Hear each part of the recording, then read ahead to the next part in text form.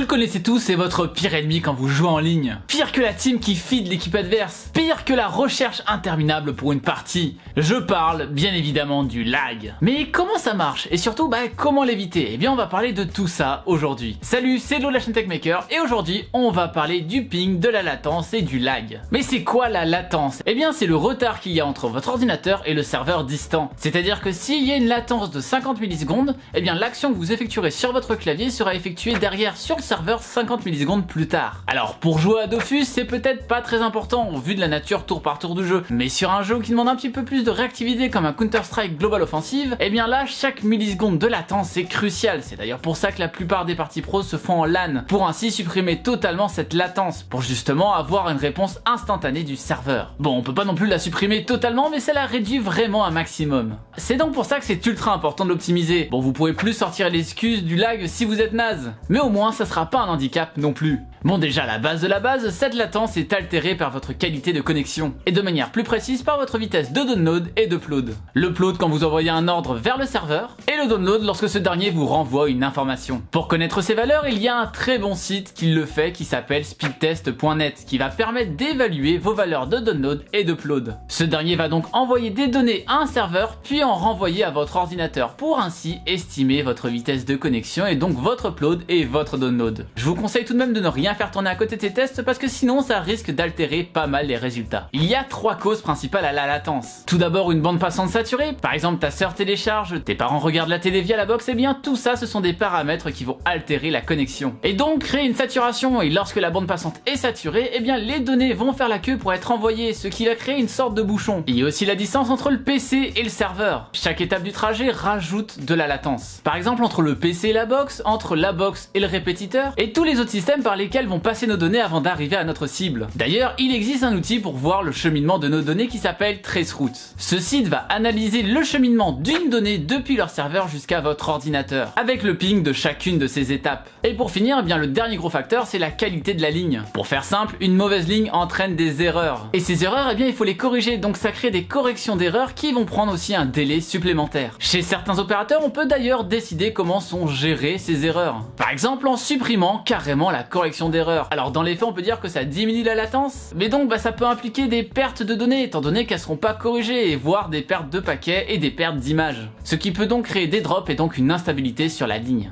Et ouais, on peut pas tout avoir, il faut faire un choix malheureusement. Concrètement, il y a trois grandes familles de lignes aujourd'hui. Il y a tout d'abord les lignes ADSL qui sont les plus communes et malheureusement les moins bonnes. Ces dernières ont en moyenne une vitesse de download de 6 Mbps et de 0,7 Mbps en upload. C'est extrêmement faible, espérez pas être streamer avec une connexion pareille. Il y a une petite amélioration possible avec ces lignes, la VDSL. Mais là, il y a beaucoup de critères à remplir. Ça dépend tout d'abord de la distance avec le central qui va gérer les connexions. Et ce dernier doit aussi posséder un DSLAM. C'est beaucoup de prérequis et malheureusement, peu de gens peuvent en profiter. Après, on a quelque chose dont rêvent énormément de gens, moi y compris. D'ailleurs, j'espère qu'un jour, ça sera installé sur 3 de manière un petit peu plus massive. C'est la fameuse fibre. Ça coûte un peu plus cher de manière générale, mais là, les débits sont juste abusés. Ça dépend des opérateurs, mais chez certains, ça peut monter en moyenne à 350 mégabits seconde, avec un upload à 180 mégabits seconde. Ouais, c'est 250 fois plus que l'upload en ADSL moyen. Mais alors pourquoi on n'est pas tous là-dessus si ça peut régler le problème? Eh bien le gros souci c'est que cette technologie n'est pas installée partout. Alors ok, sur Paris vous aurez pas trop de soucis, mais en province c'est un petit peu plus compliqué à la trouver. Et en plus bonne chance puisque la France est un des pays les plus en retard sur cette technologie malheureusement. Et enfin on a tout ce qui est réseau mobile, tout ce qui est 3G, 4G, 4G+, voire même 5G bientôt. Eh bien ces réseaux mobiles sont en train d'être adaptés en box avec certains opérateurs qui en font des box vraiment internet comme une box ADSL. Et en soi les vitesses peuvent égaler la fibre et donc contourner ce problème d'installation. Mais là il y a un autre problème qui peut arriver, et bien c'est la stabilité de cette dernière, parce que là-dessus il y a beaucoup plus de paramètres qui rentrent en jeu, que ce soit la position de la box, la météo ou même le nombre d'utilisateurs qu'il y a autour de vous. Il y a énormément de paramètres et malheureusement avoir cette épée de Damoclès au-dessus de soi de manière permanente, c'est peu ouf.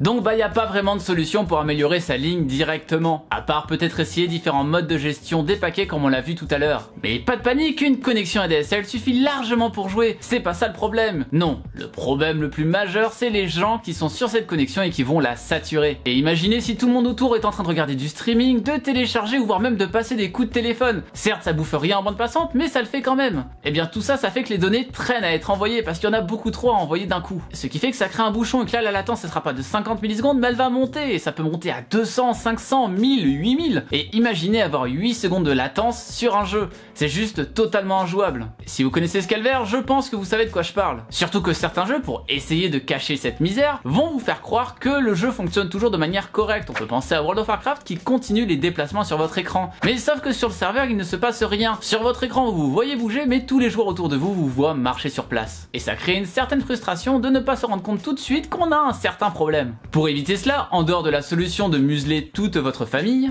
il y a la possibilité de limiter la bande passante que prendront chacune des actions. Et ainsi vous laisser un minimum de bande passante pour ne pas avoir une connexion trop altérée. Sur certaines box, il existe un limiteur de bande passante pour, comme son nom l'indique, limiter ce que chaque ordinateur peut prendre sur la bande passante et donc ne pas tout prendre d'un coup. Il existe aussi des logiciels pour le faire directement sur chaque ordinateur. Un des plus populaires, NetBalancer, va vous permettre de régler chacun des processus. Il y a aussi le fait d'être lié directement à la box en Ethernet plutôt qu'en Wi-Fi. Outre le fait que la stabilité sera meilleure, oui, parce que du coup il n'y aura pas de coupure, étant donné que ça passe directement sur la box, la connexion est un petit peu meilleure. Déjà en premier lieu pour une histoire de stabilité, parce que du coup des corrections d'erreurs il y en a beaucoup moins, mais la connexion peut aussi être légèrement meilleure, même si ces dernières années ce n'est plus trop le cas vu que la Wi-Fi s'est quand même pas mal améliorée. Néanmoins, si vous n'avez pas le choix, vous pouvez toujours acheter un répéteur Wi-Fi, qui peut quand même aider dans certaines situations. Surtout si votre ordinateur se situe loin de votre box. Certes, ça rajoute une étape, mais ça peut réduire le délai causé par les corrections d'erreurs dues à la connexion mauvaise entre l'ordinateur et le Wi-Fi car trop éloigné. Je vous mets bien évidemment ça en description si ça vous intéresse. Enfin, un truc auquel peu de gens pensent, eh bien juste mettre à jour ses pilotes Ethernet et Wi-Fi. Ça peut paraître bête, mais aussi la connexion peut être bridée par rapport à ça. Et ça fait jamais de mal à votre PC d'être à jour là-dessus. Que ce soit d'ailleurs même sur tous les drivers en fait. Et voilà, on a parlé de la latence et comment la diminuer à un maximum. Mais vous, c'est quoi votre débit internet? Dites-moi tout ça en commentaire. N'hésitez pas non plus à partager la vidéo à tous vos amis qui se plaignent d'avoir du lag. Au moins ils auront plus du tout cette excuse s'ils jouent vraiment mal. J'espère qu'en tout cas cette vidéo vous a plu. Si c'est le cas, n'oubliez pas le pouce bleu de l'amour, c'est toujours fortement apprécié. De me suivre sur les réseaux sociaux dans la description. Ou bien si ce n'est pas encore fait, à vous abonner à la chaîne en cliquant juste là. Ouais, ça a changé, on a une nouvelle outro toute fraîche, vous allez voir, c'est incroyable. C'était Léo de la chaîne Techmaker et surtout, n'arrêtez jamais d'apprendre. Salut!